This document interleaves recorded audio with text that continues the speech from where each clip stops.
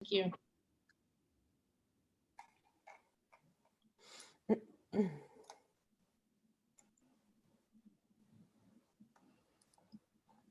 So good evening, everybody. Welcome. We're just going to wait another few moments or so just to allow attendees to enter the space, and then we will get started with our event tonight.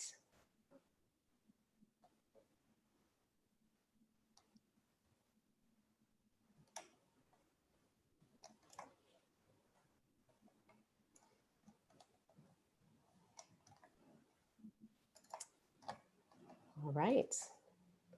I think we are start officially. Bless you. So again, good evening, everybody. My name is Carrie, and I am part of the programming team at the Westport Library. And I'd like to welcome you all to our event tonight with award-winning author Andrew McConnell Stott about his book, What Blest Genius? The Jubilee that Made Shakespeare. And he is in conversation tonight with Westport's own poet laureate, Diane Meyer Lowman. Hi, Andrew and Diane, welcome. Hey, thanks for having us. Hi, good evening. So before I do the official introductions of our guest tonight and turn it over to Diane, just a couple housekeeping notes. We have disabled the chat for questions tonight, but feel free to put any questions that may come up in the Q&A box, and we will get to them at the end of the discussion. Also, just a note that Andrew's new book will be available for purchase through the link that we're going to put in the chat box until 10 p.m. this evening, and that book can be picked up at the library, so make sure to check that out. So Andrew McConnell Stott is the author of 4 books of nonfiction, comedy, the award-winning The Pantomime Life of Joseph Grimaldi, and The Poet and the Vampire, The Curse of Byron, and The Birth of Literature's Greatest Monsters, which was a book of the year for both the Big Issue and the Sunday Times, and the basis for a BBC documentary produced by Oxford Scientific Films. He is also co-editor with Eric Weitz of the 6th volume, Cultural History of Comedy. Andrew is the recipient of fellowships from the British Academy, the Huntington Library, the American Council on Education, and the New York Public Library's Coleman Center for Scholars and Writers. He is professor of English at the University of Southern California. Welcome officially, Andrew, to our event tonight. Thank you for having me. It's wonderful to be here. And Diane Lowman, as many of you may recognize, is Westport, Connecticut's first poet laureate. Her essays have appeared in many publications, including O, the Oprah magazine, Brainchild, Brevity Blog, and When Women Waken. She writes a weekly column called Everything's an Essay. In addition to essays, she has written a memoir called Nothing But Blue, which was published in November 2018. Shortly thereafter, she received her MA in Shakespeare Studies from the University of Birmingham's Shakespeare Institute. She has explored other forms of literary expression in more than 2,000 haiku and essays analyzing each of Shakespeare's 37 plays. So Diane, welcome tonight. I'm going to turn it right over to you to begin our conversation tonight. Thank you both again for being here. And Andrew, I can't thank you enough. As you can tell, I'm a little bit obsessed. As I said, we're sitting in the Shakespeare shrine. It takes up a lot of my home. I'm so absolutely delighted to be speaking to you about this book. Thank you.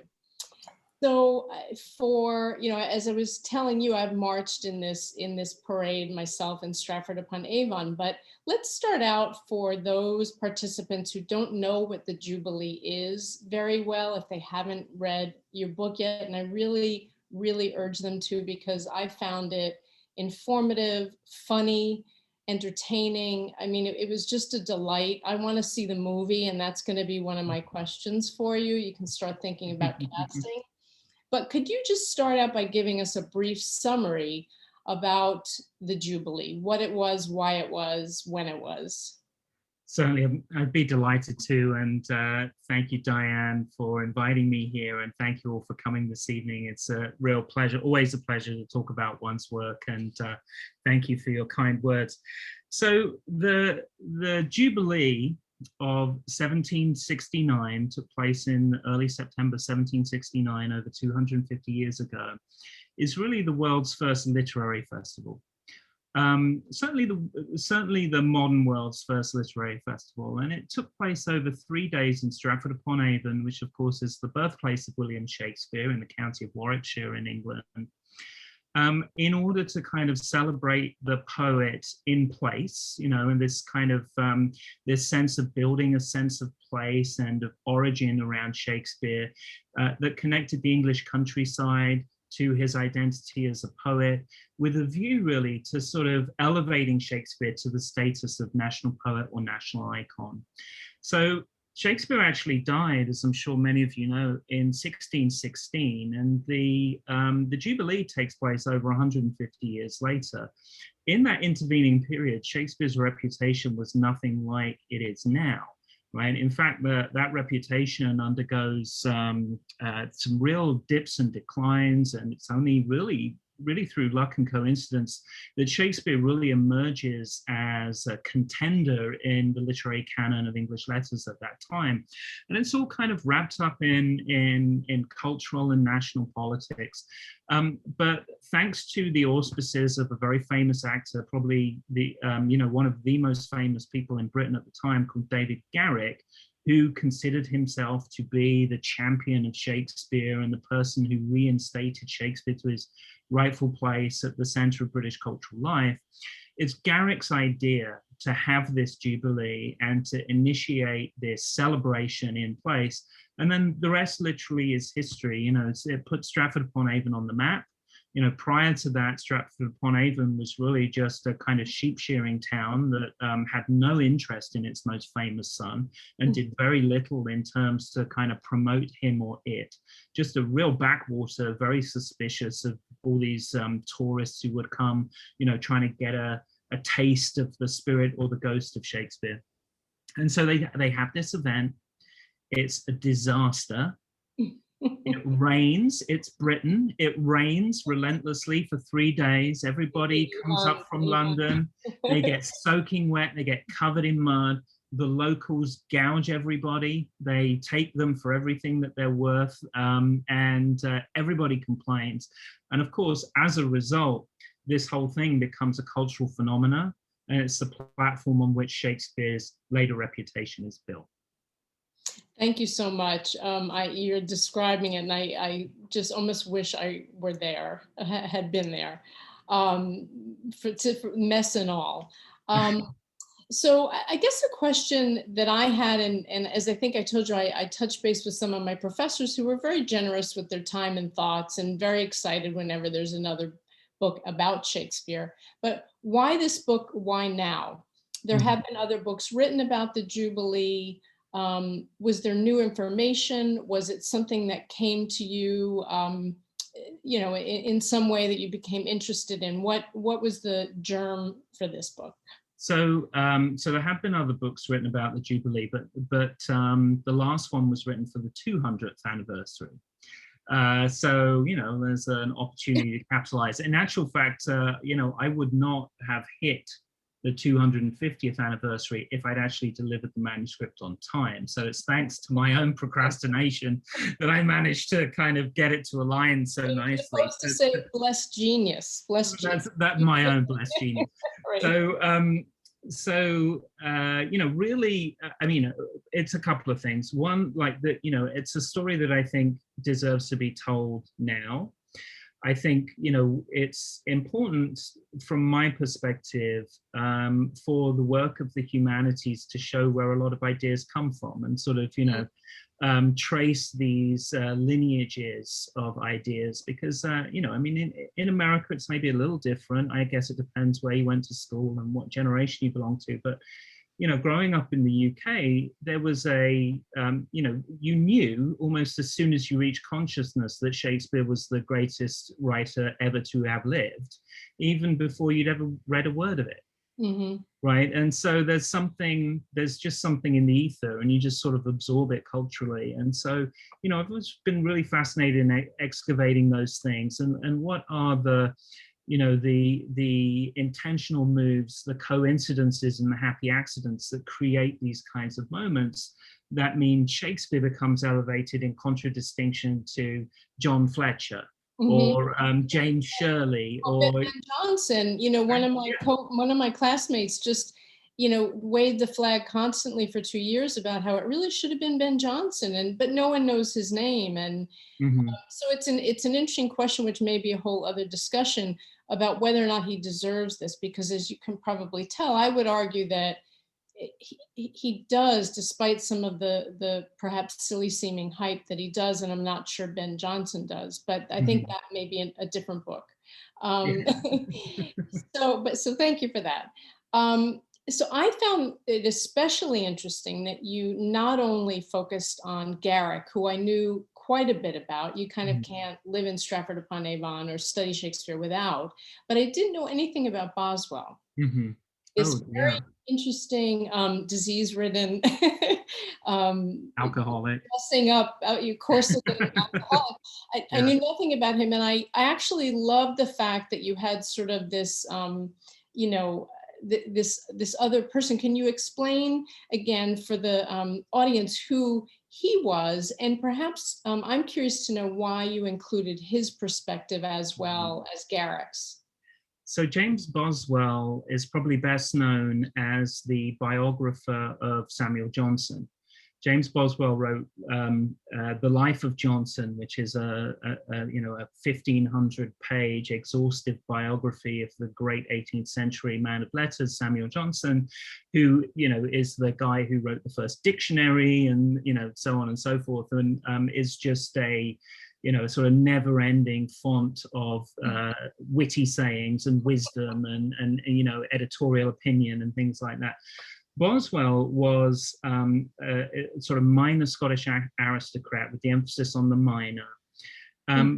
But he had the great sort of skill and good fortune to be incredibly affable, to make friends very easily, and be in the right place at the right time. Plus, from a biographer's perspective, not only is he the patron saint of biography, certainly in the English-speaking world, because he invents the form, the modern form, through the life of Johnson, but he was a compulsive writer, and he wrote diaries, and he was very influenced by the Enlightenment sort of humanism of people like Jean-Jacques Rousseau, who would write his confessions, and this whole idea of really kind of plumbing the depths of one's interiority, something that not really been done before. That everybody is unique and has something to say in this rich inner life that deserves to be brought out and interrogated. And in many ways, a sort of precursor to psychoanalysis or something. So he wrote a lot, and he left a lot of literary remains, but he was also a complete rascal. So this makes it even better from the point of view of a biographer, because he is in fact a perfect biographical subject for me. And if there had not been so many great books about Boswell, I would have written another one immediately, because he is always writing notes to self: be better, try harder, be more disciplined, eat better, drink less, pray more, and then the next day it's all out the window and he's blown it. And so, exactly. And it's like, oh no, I woke up in a brothel again with a terrible hangover. And I did it again. Yeah, that's what I kept thinking. And so I wanted to, sorry, Diane, I wanted to, you asked before about what's new. Well, I wanted to kind of do the Jubilee from two perspectives. One would be, if you like, the sort of official cultural narrative of Shakespeare and Shakespeare's place in the national conversation, a sort of aesthetic argument that Garrick was making. But then I also wanted to do it from the point of view of a consumer. What's it like to go to the Jubilee, and why do you go? You don't necessarily go to genuflect in the midst of a literary god. You go to have a good time. You go to chat people up, to see and be seen, to drink a bit and dance a bit and flirt a bit. That's why you go to these events. Sure, I like Shakespeare, but I also like hanging out with my peers and getting the gossip and writing about great men and women and things like that.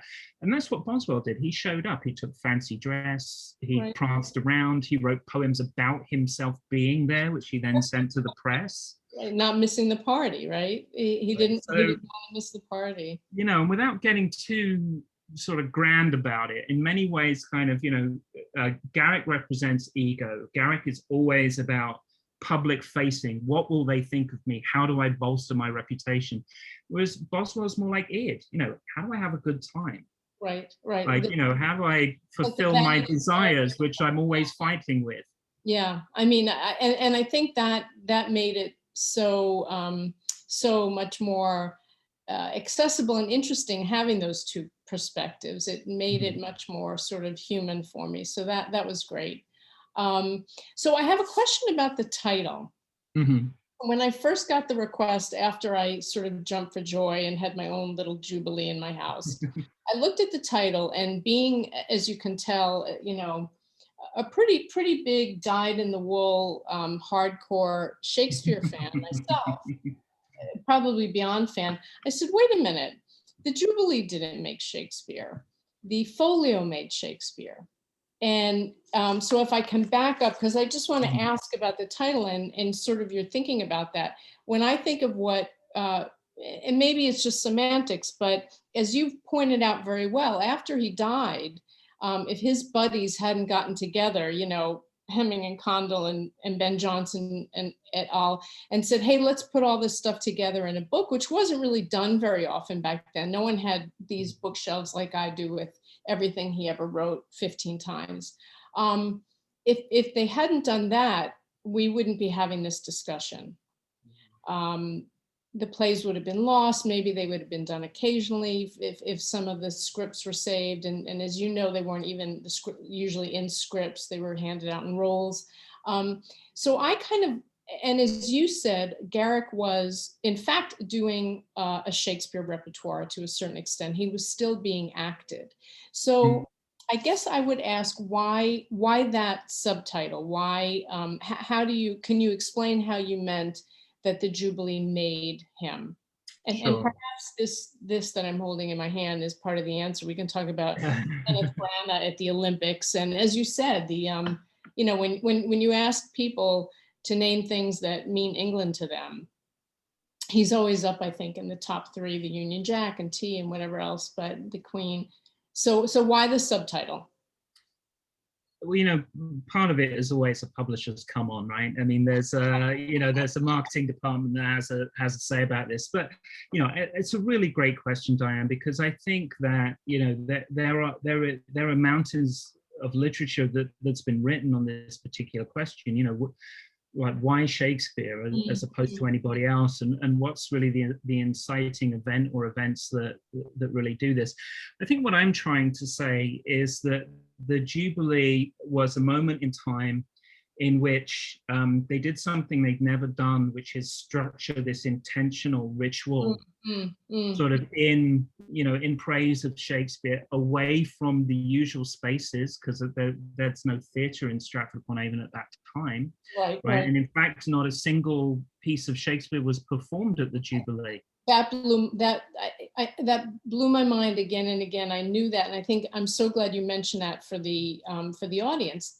They weren't doing plays. They weren't reciting, soliloquies. There was no Shakespeare. There was nothing. Yeah, there was nothing. I mean, Shakespeare existed in these kinds of illusions and, little sort of echoes and resonances in other things that they'd written specifically for the moment. So it's a very weird Shakespeare festival that has no Shakespeare, but just has a lot of contemporary music and dance, right? So I think that's what's different. It takes Shakespeare out of its normal context, which is associated at that time mostly with Drury Lane Theatre, where Garrick was the actor manager, and takes it into the countryside, with this kind of nativity narrative, right? Around a kind of it's a pilgrimage, and a jubilee is a religious word. A jubilee is declared by a pope or other kind of high-ranking cleric for the remission of sin every every 7 years or something like that. So it's a very specifically chosen word with this kind of ritualistic aspect. And when I say made Shakespeare, I don't think it's the single event, but I do think it's the point at which the reputation goes up a notch, right? And it goes up a notch not only in Britain, but transnationally. And it also is right on the very edge of the Romantic period, And it's really the romanticists who right. take Shakespeare and kind of develop Shakespeare in a different Yeah. way. Yeah. I mean, I thought It's that a very silly thing. It was such a silly thing, but the consequences, I think, are enormous for the reputation of Shakespeare, and he wouldn't be the same without it. Yeah, I mean, and I think the other significances that you pointed out, and I hope you'll talk about a couple of these. I'm not putting too many of them into one question, but you know, the implication for tourism in general. Perhaps you could talk a little bit about, because as you pointed out, Stratford-upon-Avon now is sort of a mecca. It still is a place of pilgrimage. I think a little bit short of Disney World. I feel they've kept it, you know, not quite Disney World, although every single home plops you right out into the gift shop, so you can buy mugs and hopefully your book. But you know, can you talk a little bit about the status of tourism? I mean, now we just take that for granted, but what was tourism both within England and then, you know, and I'm not gonna, you talked about I'm not gonna remember, but the one of the event coordinators was from Venice, where they had done festivals. So this was certainly a first sort of literary festival, even though it wasn't really literary, but you know, maybe talk a little bit about its impact. Do you think it was positive in that sense, in terms of I mean, if that's a positive, then yeah, it was, because it definitely did a huge amount. So I think that kind of literary tourism is really belongs to the next generation along. You know, the sort of the very early romanticists, you know, from the 1770s, 1780s onwards, they kind of begin this sort of culture of literary pilgrimage, where one goes to, you know, sort of commune with the spirit or feel the source, you know. I mean, I put this out the day after, or whenever I read this about Dublin and how they were so upset that they're tearing down the place where the Destroy the Dead place. And I did the same thing. I went on Bloomsday and did that sort of pilgrimage. So, but you're saying that didn't really happen sort of until... Yeah, and really until after, you know, 1770s, 1780s is where that begins. And in another of my books, actually, about the Byron Shelley circle, Byron and Shelley, when in Geneva, you know, go on a pilgrimage to see the sites associated with Rousseau's novel Jubilee, which has, you know, really impacted them. And they stand in the bower and they feel the spirit where, you know, Jubilee first kisses her tutor and all of this kind of stuff. And, you know, I mean, Byron's at that time, in, you know, sort of 1816, one of the most famous people in the world, without question. And he's still getting kicks out of these kind of, out of literary tourism, essentially. And, you know, I mean, his work is kind of full of that kind of stuff. So yeah, it's I think Garrick kind of is, and the Jubilee is a very, very early instance of something that is going to pick up an enormous amount of steam. But the Stratford upon Avon locals didn't really, they were deeply suspicious of the Jubilee. They didn't like all these Londoners coming in and taking up their spaces, and they thought that it was some. I mean, it cracked me up, the limit on the price of the beds. The limit on the price of the beds, you know, the shortage of food, the fact that everybody was wet all the time. You know, people were charging, you know, if you asked the time, they'd charge you for the time, and then they'd only tell you the hour. And if you wanted to know the minutes, that was extra, you know, things like that. So they were, you know, they didn't know what was going on, and they thought this was all very strange behavior. One thing that I think is really fascinating is that there's a long-standing Shakespeare tradition that in his house, New Place in Stratford-upon-Avon, which was the second largest house in Stratford-upon-Avon, which only the yeah, exactly, which only the foundations of that house exist now, because it's another interesting story that it was razed to the ground. Well, Shakespeare is said to have planted a mulberry tree. You know, he's come from his retirement. He's a successful poet in London. He's the co-owner of a theatrical company that makes good profit. So he's a man of means. He's returned to his hometown, where his sort of success and his affluence is plain for everyone to see. Buys this really big house, plants a mulberry tree. The mulberry tree grows, it becomes a prominent sort of local landmark, right? And then the owner of the house at the time, in a dispute with the locals, decides to cut it down because too many people have been coming into his garden, trespassing and taking little sprigs of it as mementos.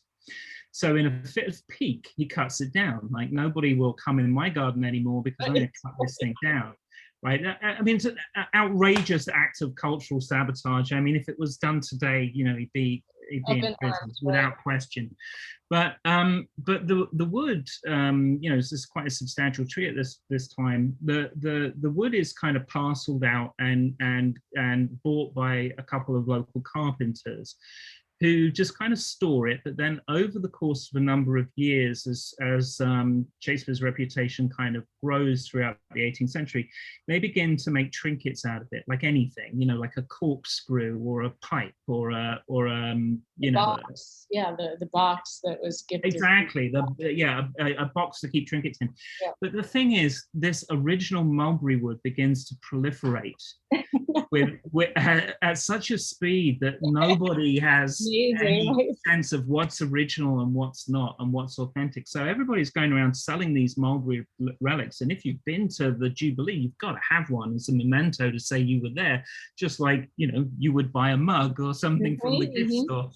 But you know, that then becomes a figure of real fun and satire for the press, because I think another thing that's not really realized is that at the time everybody was making fun of the Jubilee.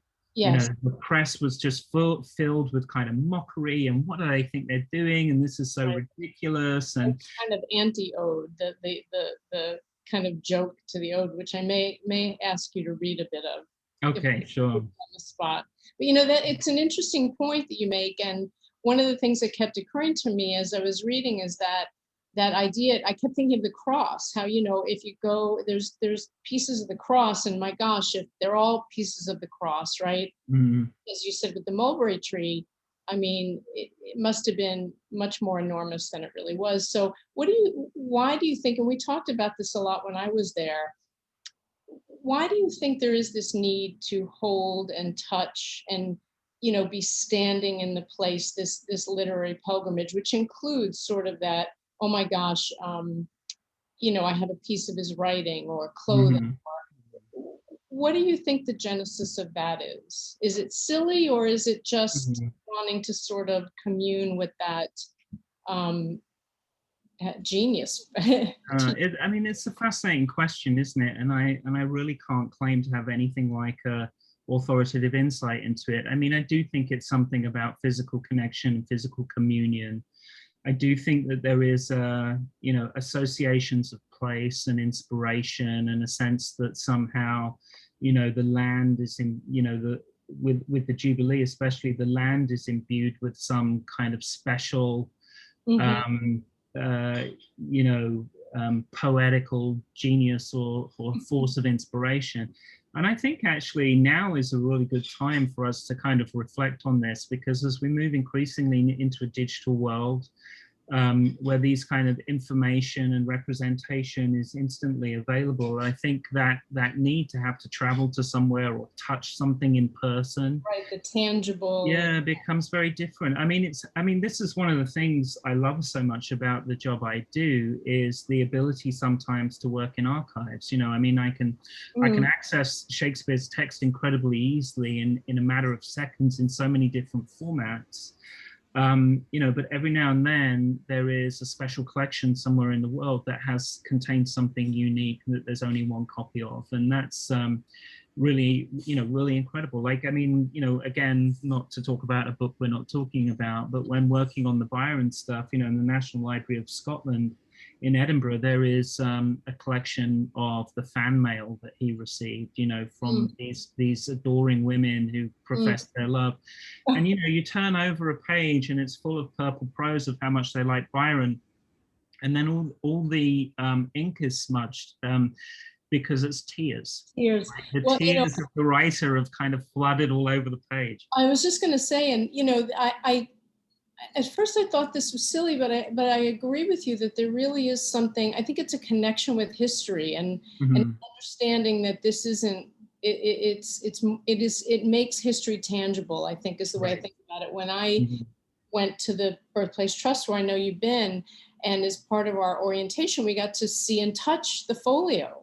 I mean, they actually let us, flip through it like it was it wasn't a $16 million. And I cried, and I kept saying, "Oh my God, I don't want to get tears on the folio." And everybody in my class made fun of me, but there was something, and I don't think it's silly. There was something very visceral about. I think of, like you said, Edinburgh. I took my son when my son was studying there, and we went to the chapel on top of the castle, which is, I think dates back from about 1000. And there was just something about standing in a place that was that old and touching walls that so many others have touched, and on the floor so many have walked through. I think the visceral part of it really is important, which is maybe why, this was significant. I want to switch just for a minute. Something very interesting that you talked about, and I want to get to Garrick's motivations in a moment, but you talked a lot about the political and religious sort of connections and ramifications, which I had no idea about. Could you comment about those just a little bit? Because I thought the idea of the procession and what was going on politically and sort of how it tied in, that was fascinating to me. Yeah, so it's an interesting period and a very contentious one in sort of British political history. And in some ways, there's some parallels with sort of the populist politics and the nationalist politics that we've seen in Britain and in the US and in other countries around the world that have had this kind of resurgence recently. So Britain had been fighting a series of interconnected wars for many years, with the French and with the Spanish and with other kind of European powers. And with the accession of George III, who considered himself to be a sort of a peacemaking monarch, a lot of that ended. I mean, obviously, it's about to get a lot worse. He didn't like Shakespeare, but he did not like Shakespeare. He didn't get why people liked Shakespeare, and he. It's also interesting that as a king, he could say, like, "I don't like Shakespeare, but I'm not allowed to say that out loud." Like, you're the king, you can say what you like. But yeah, I mean, he was sort of scared of the cultural appropriation of saying you don't like somebody who's universally agreed to be a genius. But anyway, so there was a populist movement under the leadership of a man called John Wilkes, who another, again, minor aristocrat who is associated very much with London politics. And in fact, if you're in the city of London next time, there's a John Wilkes statue because he was. He defended the rights of the city against the monarch and so on and so forth. And Wilkes leads this kind of popular anti-French movement that's also a movement against monarchical overreach and the suspension of what's called habeas corpus, that idea that you can be arrested without cause or evidence. And he keeps getting arrested and persecuted, and essentially he goes into exile, but his kind of spirit lives on. And so there is this atmosphere of real tension, right? In the provinces especially, and in the center of the city of London, there is dislike and disrespect for the monarch, and there is a sense that, essentially this lower middle class, these blue collar sort of merchant class should have more authority than they do, and should have more freedoms extended to them.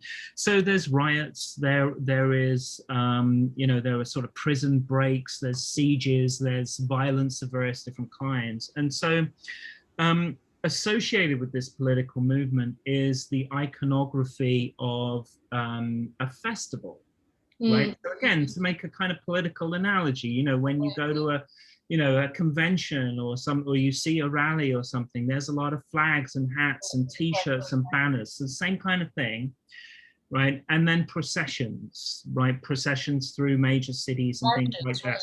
Exactly. And so when the Jubilee was proposed, there was a real sense that there was, that this was in actual fact, a cover for a political demonstration. March, right. right, and that there was, you know, the potential for violence because, you know, people congregating was deeply suspicious. Rabble rousing. And then the religion stuff is kind of interesting too, because Britain at this point is still very anti-Catholic in the wake of the 16th century Reformation. Well, and I know that Shakespeare's father there were implications that he had Catholic material in his attic, and there was some question about, you know, his sort of where his loyalties lie. So I thought that was very interesting. Sorry. Exactly. No, that's exactly right. So there is this kind of suggestion that the Shakespeare family itself were recusant Catholics, and Warwickshire is in fact considered to be a kind of recusant Catholic stronghold at this time. So there is some you know, suspicion around where people's loyalties lie in questions of spirituality, and it's still illegal to be a Catholic and hold government office at this time.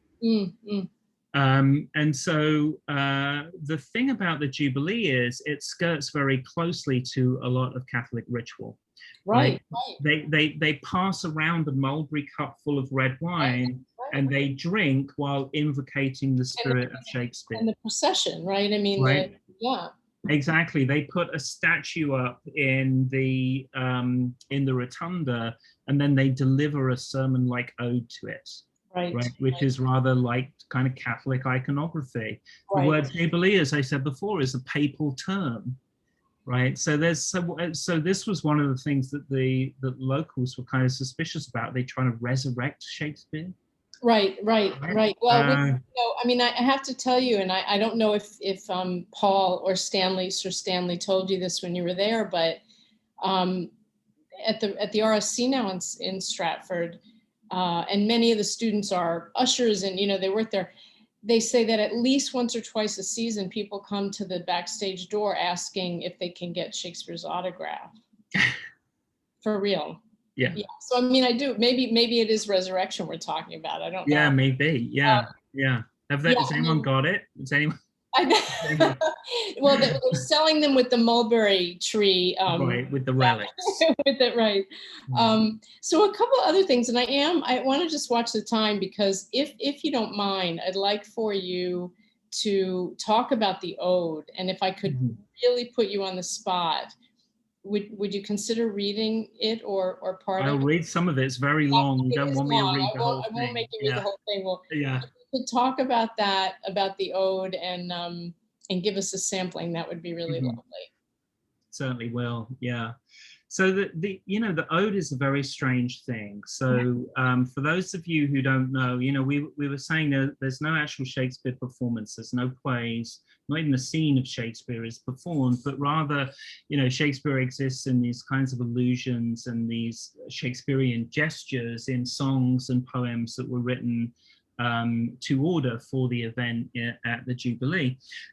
David Garrick's sort of centerpiece is the delivery of something he calls the Dedication Ode. And the whole reason that the Jubilee takes place is because he had originally been approached by some members of the Corporation of Stratford to sponsor a statue that they wanted to put in a nook in their newly built town hall. And that statue, you know, Garrick did a deal with a local statue maker, and that statue exists in the town hall to this day. You can go see it on the second floor in a little nook facing the street.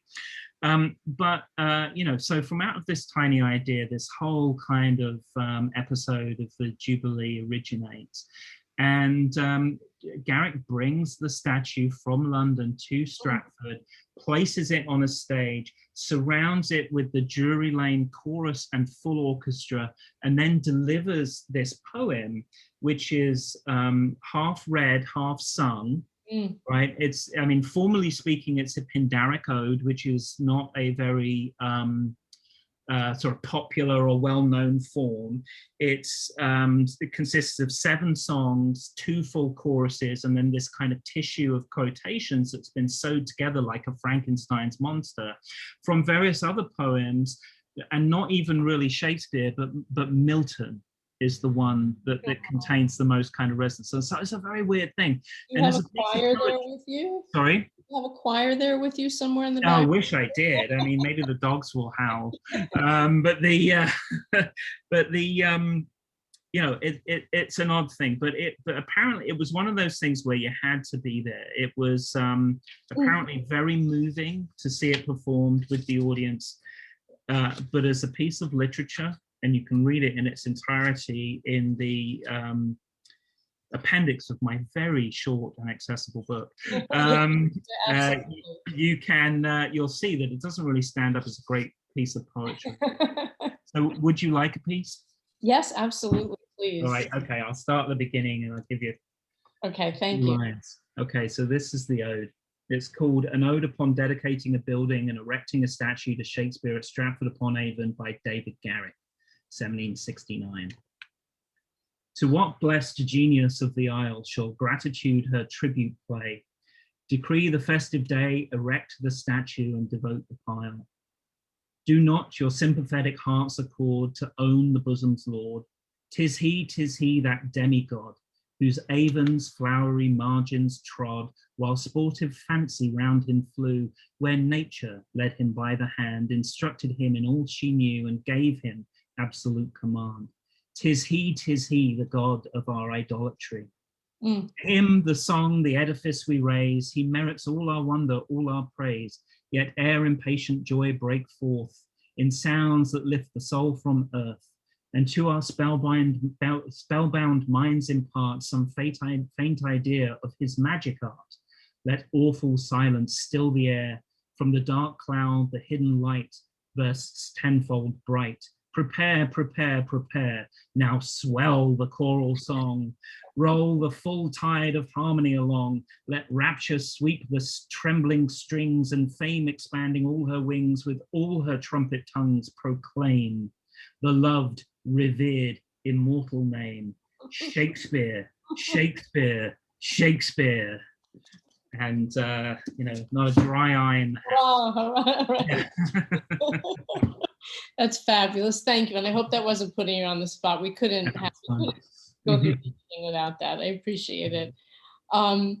So I'm curious, when I'm on page 78 for you, if you want to look at it, but I questioned a lot because I thought about Shakespeare himself, and I thought about Prospero. When I read this, and I thought a lot, I guess I wondered a lot about Garrick. You say Garrick himself had reached a pivotal moment in his life. When he looked in the mirror, he still saw one of the most famous faces in England, but it was aging. So I'm wondering if that's the key to why Garrick, was this his legacy? Was it his legacy, the motivation? Or do you have some other ideas about what his motivation was? No, I think that's right. I think that, Garrick could no longer play Romeo or Macbeth or Hamlet, really. And it was just Lear. He'd been very sick. He was born with only one kidney.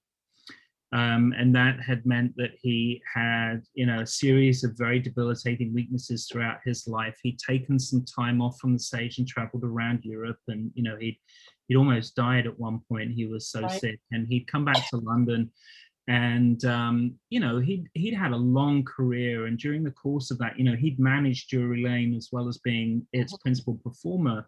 And you build up a reputation, but you also build up a lot of frenemies, right? So kind of a lot, and it's show business. There's a lot of competition, and there's people vying for attention, and people who would kill to get a good role, and then there's an audience that's very demanding. There's a very, very active theatrical press that comes out daily, in which people write their opinions of the theatre, and there's a real sense that the two major theatres of London, Covent Garden and Drury Lane, were owned by the people, and so the people had a huge say. It's more like a sports team in a way. When the fan base is really vocal and has a real opinion, they can change the coach, they can change the manager, they can change the star players. So, and he was getting old. So I think that what he does, just as sort of the Jubilee elevates Shakespeare just to another notch kind of fame. I think Garrick moves from being center stage and being the performer of choice to actually becoming the nation's cultural facilitator. Right. And I think what he wants to do is he wants to convene, facilitate, and set the tone of the national cultural artistic conversation.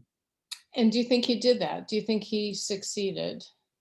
I mean, yes and no. I mean, when anybody sets out to do that, you know, how successful can you really be? I mean, you know, there's always going to be. I guess if you look at what sort of the result of it, right?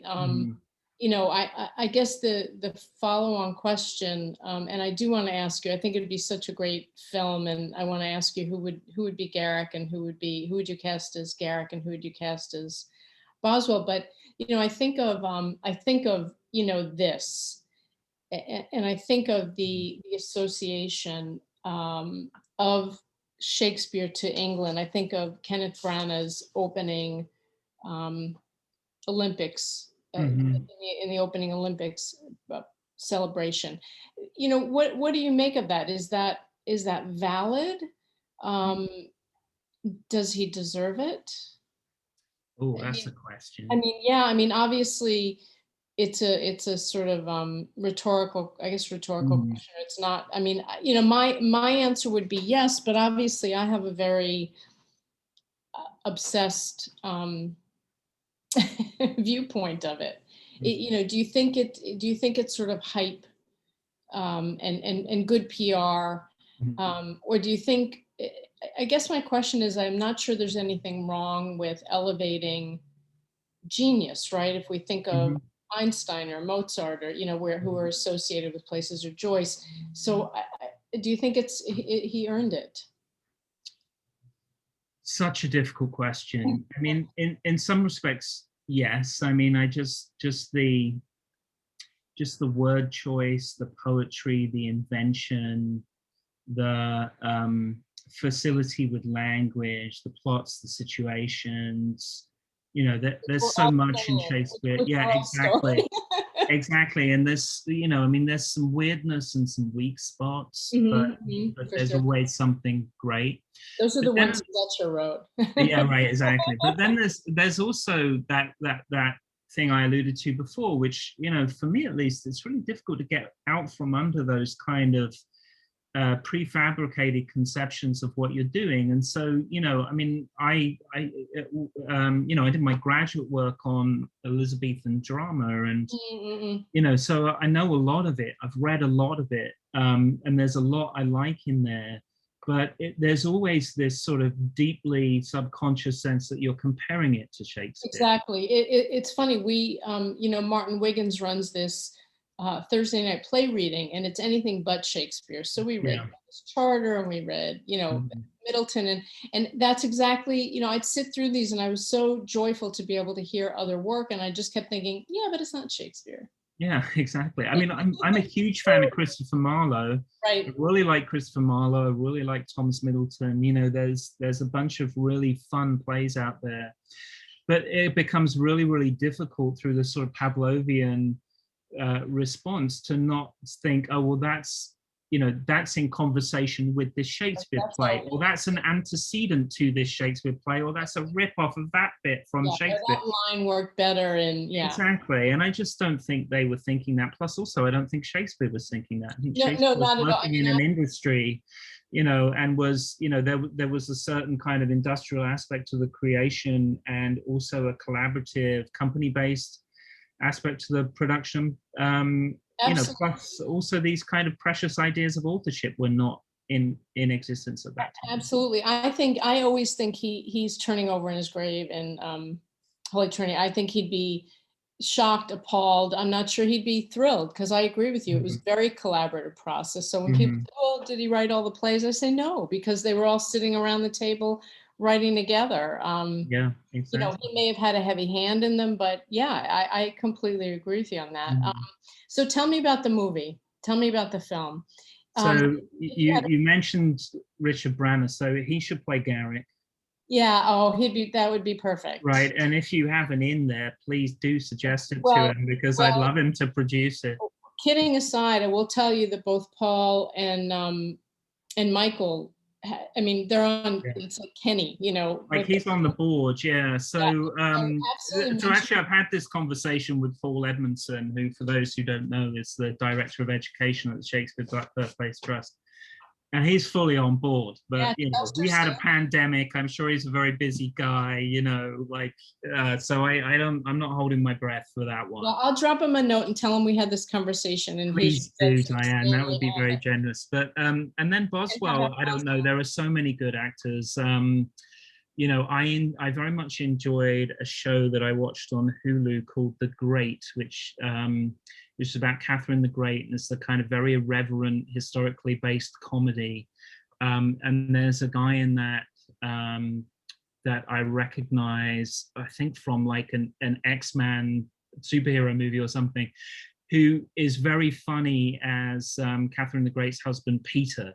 And he would be a good Boswell. Yeah, he would be a good Boswell because he's got this, he has this, you know, I mean, he's a movie star, he's a good looking boy, but he's got this sort of open, friendly, guileless face where any, you know, I'm just pleased to be here, that kind of thing. Yeah, right, exactly. Yeah. I want to just ask Carrie if we have questions, because I, you know, as I said, I have 3 hours more worth of them, but No questions so far. I just want to remind anyone watching that feel free to put your questions in the Q&A box. But Diane, I would just say just roll right on, and I'll definitely pop on and let you know if we have any questions. Yeah. So this is a question that I absolutely hate when people ask me, because it's sort of like, which is your favorite kid? What's your favorite Shakespeare play? Oh, such a yeah, such a boring answer, but it has to be Hamlet. Yeah, Hamlet's the first play that I ever studied in any depth, and it's the thing that I think turned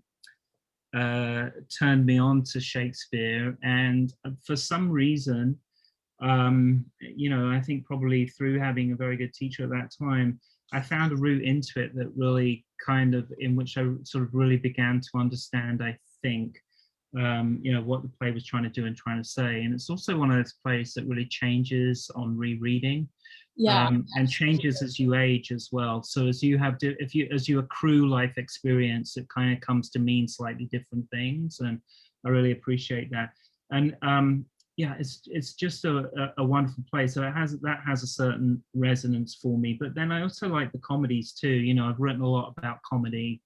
You know, I've written a lot about Midsummer Night's Dream and The Merchant of Venice, and I love the way that the comedy always has this grain in it that's kind of that's got conflict and some difficulty and some very serious issues that you've not got to figure out through comedy. So yeah, I like all those, and you know, I kind of like the, you know, the sort of cross-dressing. Twelfth Night. Yeah, all of that kind of stuff. Yeah. Twelfth Night and Midsummer Night's Dream and all of those, just great. Yeah, it's always hard for me because what I say is it's whichever one I'm reading, and yeah, exactly. And also especially whichever one I'm seeing well done. So there's some plays that aren't my favorite plays, but like I saw Timon of Athens before the pandemic in Brooklyn, and it was a wonderful production. So I, you know, walked away sort of loving that. Mm-hmm. So I think about, I took a note I made very often was that the rain and the mess reminded me of Woodstock. Yeah. Right. You know, Woodstock was very similar when you were describing the traffic coming into Stratford. It was just a mess, which it still is most days. But and I can see the banks of the River Avon overflowing. And what if you had been planning the Jubilee might you have done differently, other than, you know, having that bad omen of the comet flying over, which now would have probably been a good omen, but you know, what would you have done differently that might have made it more successful? So I think I would have organized the accommodation a little bit better.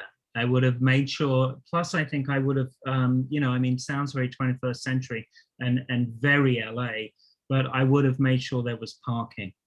One of the, you know, one of the biggest problems was they just, you know, I mean, Stratford-upon-Avon at that time was sort of 9 streets.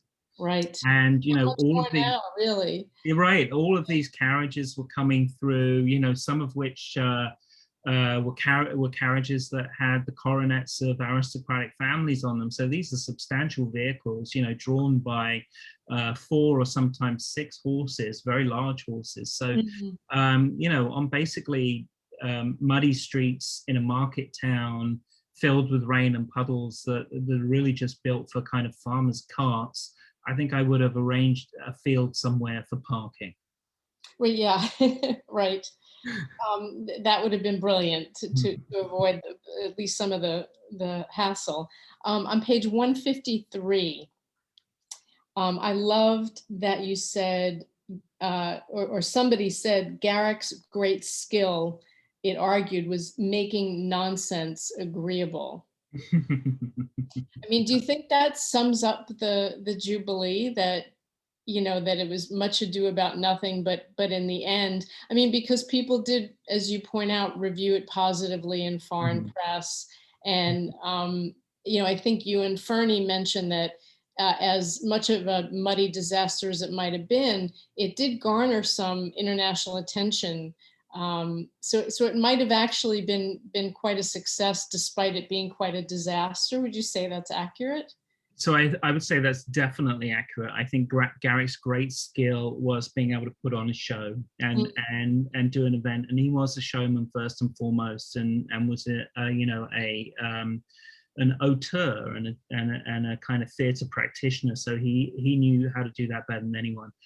I think that the fact that it was a disaster is what is the making of it in many ways, for a couple of reasons. One is that Garrick had the good sense to see the funny side, and he lost a lot of money that he put up to support the Jubilee, and in an attempt to recoup it, he wrote a small afterpiece, which is a play that goes on after the main performance of the evening in the theatre, in which he recycled all of the costumes, all of the songs that had been written and the music that had been written, and he made this kind of very short sort of 2-act play in which they kind of make fun of the whole thing while also replaying the whole thing. Lemonade out of lemons, right? Exactly, lemonade out of lemons, and it became the longest running afterpiece in theatrical history at that time and made him a fortune. Plus also, so that's one thing, right? He absolutely made lemonade out of lemons, but then I think there's another element to it, and it's this. In a sense, there was this idea floating around about Shakespeare that he was, in some respects, you know, sublime. You know, it was impossible to put into words just how transcendent he was, because he was the ultimate poet, and so every other attempt to lionize him would naturally fall short. So there was a sense that its failure was inevitable. Right? Because Shakespeare, one cannot get even close to the kind of feats of articulation that Shakespeare can attain. Right. And so that in itself, you know, kind of proved the concept. Right. We tried to exactly, you know, we tried to do this incredible hymn of praise, but because he is the ultimate writer of hymns, what can we do? You know, we're always going to fall flat on our face. Couldn't say enough. But as it turns out, and gosh, I mean, this is going to be the worst cliche, all's well that ends well, right? Yeah, exactly. Oh, exactly. I know we're close to ending time. I don't want to run over. Any last thoughts other than please buy the book. It's really a great read. And when the movie comes out after Andrew and I work on this, you'll be able to say you heard it here and read it here. I only to say thank you. It's really wonderful to get the opportunity to revisit this project and talk to you all about it. Thank you so much for your interest. It's very kind and generous of you. You know, it's I like to write about these fun little moments in history where these kind of micro communities come together in pursuit of some kind of you know, sort of greater objective. And I'm also, you know, I mean, I'm not immune to gossip. I kind of enjoy it. And this is a very gossipy group. And they say a lot of things, some pleasant, some not so pleasant, about one another. Maybe you can take on Bloomsday next. I would love Maybe that. that's the thing. Yeah, Yeah. I can't thank you enough. This was such a huge honor for me. Right in my wheelhouse. I thank you. I thank Carrie. I thank the library.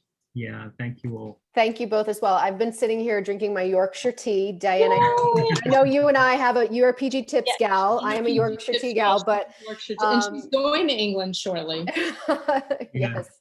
And just feeling really transported by that whole conversation back to that time. So thank you so much, Andrew, for being here. The link to buy Andrew's book is up in our chat. And again, it will be live till 10 p.m. tonight. So feel free to check that out and you can pick it up at the library. Once again, thank you, Diane. Oh, thank you. It was my pleasure. It was an honor. Thank you both for being here. And please keep a lookout on our site, the westportlibrary.org, for other events like this. And I hope you both have a good night and everyone watching has a great rest of your evening. Thank you both again so much. Thank you so much, everybody. Take care. Thank you. Bye-bye. Bye.